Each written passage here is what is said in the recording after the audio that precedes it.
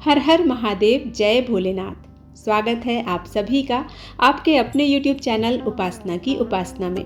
आज की वीडियो में आप जानेंगे श्रावण अधिक मास में पड़ने वाले अंतिम प्रदोष व्रत रवि प्रदोष व्रत किस दिन है, शुभ मुहूर्त क्या है, पूजा विधि क्या है, रवि प्रदोष व्रत की कथा क्या है और प्रदोष काल का समय क्या है।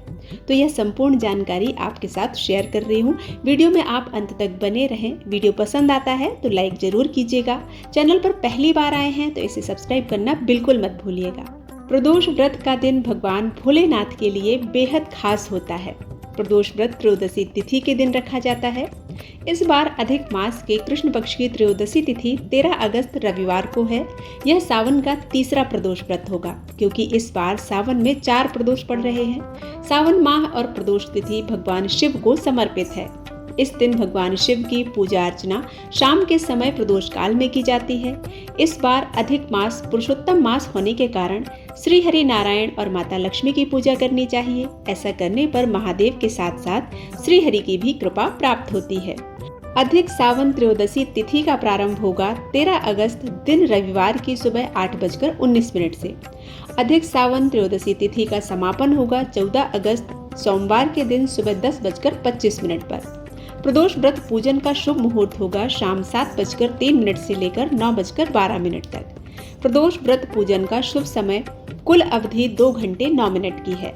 इस विशेष अवधि में यानी कि प्रदोष काल के समय ही प्रदोष व्रत की पूजा करना चाहिए। वैसे तो भगवान शिव की पूजा प्रदोष काल में ही सर्वश्रेष्ठ मानी जाती है, लेकिन यदि आप व्रत करते हैं प्रदोष का तो आपको इस दिन की पूजा विशेष रूप से प्रदोष काल में ही करना चाहिए। सावन अधिक मास के प्रदोष व्रत के दिन ब्रह्म मुहूर्त में उठकर स्नान ध्यान करें, पूजा स्थल को साफ करें। इसके बाद साफ वस्त्र पहनकर पूजा घर में दीपक प्रज्वलित करें। व्रत का संकल्प लें, फिर भगवान शिव का रुद्राभिषेक करें। इसके बाद प्रदोष काल में भगवान शिव की विधिवत पूजा करें और उन्हें दूध, दही, घी, शक्कर, शहद, गंगा जल मिश्रित पंचामृत से अभिषेक करें। ऐसा करने के बाद महादेव को बेलपत्र, फल, भांग, धतूरा, मिष्ठान इत्यादि अर्पित करें। काले तिल अवश्य अर्पित करें। इस दिन शिव स्तोत्र का पाठ करें, शिव तांडव स्तोत्र का पाठ करें, कथा का श्रवण करें या पठन करें और अंत में भगवान शिव और मां पार्वती की आरती करके कपूर से आरती करके पूजा को संपन्न करें। प्रदोष व्रत के दिन भगवान शिव के पंचाक्षरी मंत्र का 108 बार जाप कर सकते हैं। ओम त्र्यंबकम यजामहे सुगंधिम पुष्टिवर्धनम उर्वारुकमेव बंधनात् मृत्युमुक्षीयमामृतात्। महामृत्युंजय मंत्र का 11, 21 या 108 बार जप करें। भगवान शिव की स्तुति करें। ओम नागेंद्र हाराय त्रिलोचनाय भस्मांगराय महेश्वराय नित्याय शुद्धाय दिगंबराय तस्मै नकाराय नमः शिवाय। इन स्तुतियों के द्वारा भगवान शिव को प्रसन्न करें। अपनी सामर्थ्य के अनुसार मंत्रों का जाप करें, स्तुति करें और भगवान शिव से अपनी मनोकामनाएं कहें। यथाशक्ति दान अवश्य दें, क्योंकि व्रत में यदि आप दान नहीं करते हैं तो व्रत का पूर्ण फल प्राप्त नहीं होता है। इस व्रत में नमक का त्याग किया जाता है, अन्न का त्याग किया जाता है, मिर्च आदि सेवन नहीं किया जाता है। तो इस व्रत में आपको बिना नमक के व्रत करना चाहिए। आप खीर बनाकर भगवान को भोग लगाकर वही खीर का प्रसाद स्वयं भी ग्रहण करके अपने व्रत का पारण कर सकते हैं। भगवान शिव के पूजन में एक बात का विशेष ध्यान रखना चाहिए। भगवान शिव को सभी चीजें अखंडित ही चढ़ाई जाती हैं। अक्षत अखंडित होता है, वह टूटा नहीं होता है, इसलिए उनको अक्षत यानी साबुत चावल ही चढ़ाने चाहिए। बेलपत्र बिना खंडित होना चाहिए। भगवान शिव को आप यदि नारियल अर्पित करते हैं, श्रीफल अर्पित करते हैं तो वह भी भगवान शिव के चरणों में आप साबुत ही अर्पित करें। भगवान शिव की पूजा में कभी भी नारियल को तोड़ा नहीं जाता है। भगवान को साबुत नारियल अर्पित करने के बाद वह मंदिर में या किसी योग्य पात्र को दान कर देना चाहिए। भगवान शिव के पूजन में सभी चीजें अखंडित होनी चाहिए। कोई भी वस्तु खंडित नहीं होनी चाहिए, चाहे वह बेलपत्र हो, अक्षत हो या पुष्प हो या श्रीफल हो। आप सभी वस्तुएं भगवान को पूर्ण रूप से अर्पित करें और पूर्णता का फल प्राप्त करें। भगवान शिव की पूजा करते समय पूजा की थाली में अबीर, गुलाल, चंदन, काले तिल, फूल, धतूरा, बिल्वपत्र, शमी पत्र, जनेऊ, कलावा, दीपक, कपूर, अगरबत्ती और फल के साथ पूजा करें। प्रदोष व्रत के दिन मनुष्य को त्रयोदशी के दिन प्रातःकाल सूर्योदय से पूर्व उठना चाहिए। नित्य कर्मों से निवृत्त होकर भगवान श्री भोलेनाथ का स्मरण करें। इस व्रत में आहार नहीं लिया जाता है। पूरे दिन उपवास रखने के बाद सूर्यास्त से 1 घंटे पहले स्नान आदि करके श्वेत या गुलाबी रंग के वस्त्र धारण करें। पूजा स्थल को गंगा जल से साफ करके, गंगा जल से शुद्ध करके गाय के गोबर से लेप कर मंडप तैयार करें। इस मंडप में 5 रंगों का उपयोग करके रंगोली बनाई जाती है। यदि ऐसा करना संभव नहीं है तो जहां आप पूजा स्थल पर रोज पूजा करते हैं वहीं पर आप यह पूजा संपन्न कर सकते हैं। प्रदोष व्रत की आराधना करने के लिए कुशा के आसन का प्रयोग किया जाता है। इस प्रकार पूजन की तैयारियां करके उत्तर दिशा की ओर या पूर्व दिशा की ओर मुख करके बैठ जाएं। भगवान शंकर का पूजन करना चाहिए।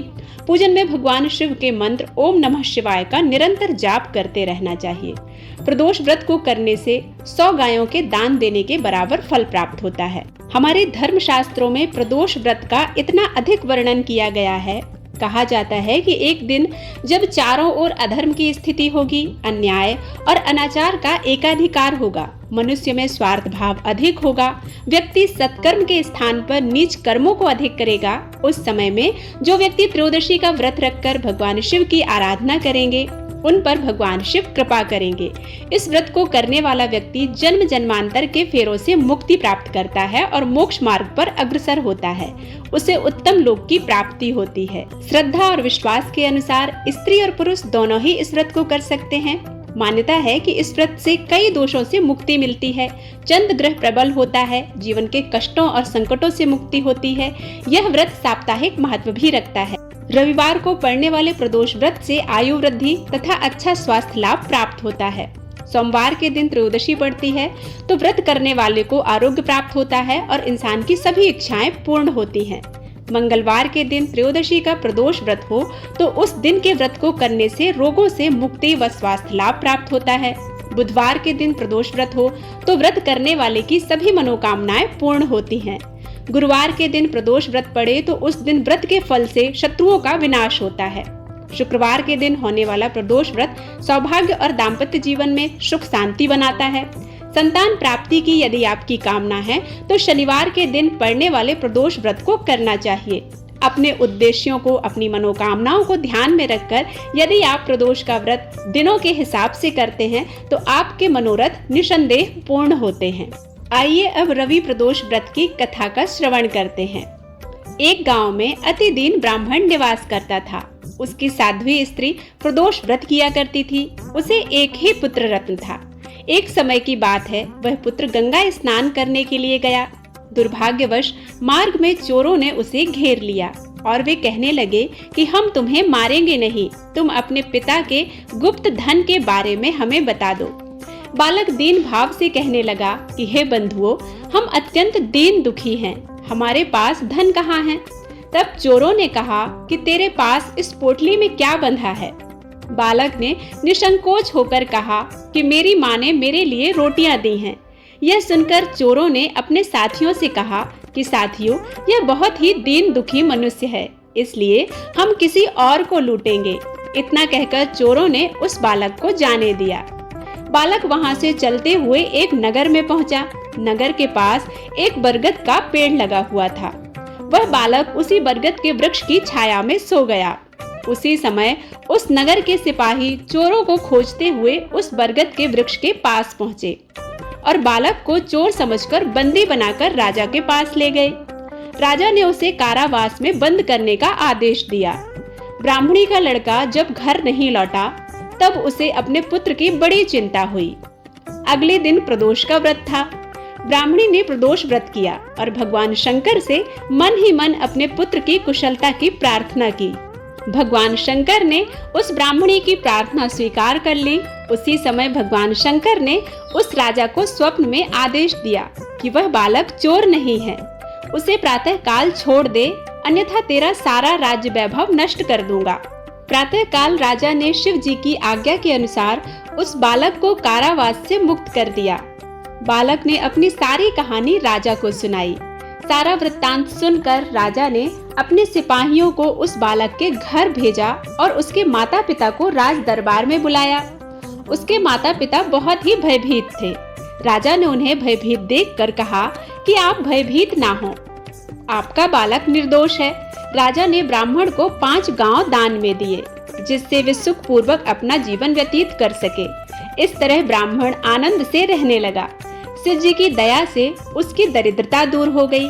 इसलिए जो भी मनुष्य रवि प्रदोष व्रत को करता है वह सुख पूर्वक निरोगी होकर अपना पूर्ण जीवन व्यतीत करता है। रविवार को शिव शक्ति पूजा करने से दाम्पत्य सुख भी बढ़ता है। इस दिन प्रदोष व्रत और पूजा करने से परेशानियां दूर होने लगती हैं।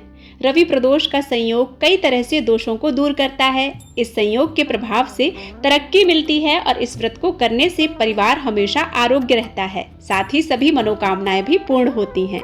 बोलो देवाधिदेव महादेव माँ पार्वती की जय। उम्मीद है कि यह कथा आप सभी को पसंद आई होगी। यदि पसंद आती है तो वीडियो को लाइक करना मत भूलिएगा। भगवान शिव और माँ पार्वती की कृपा हम सभी पर सदा सर्वदा बनी रहे।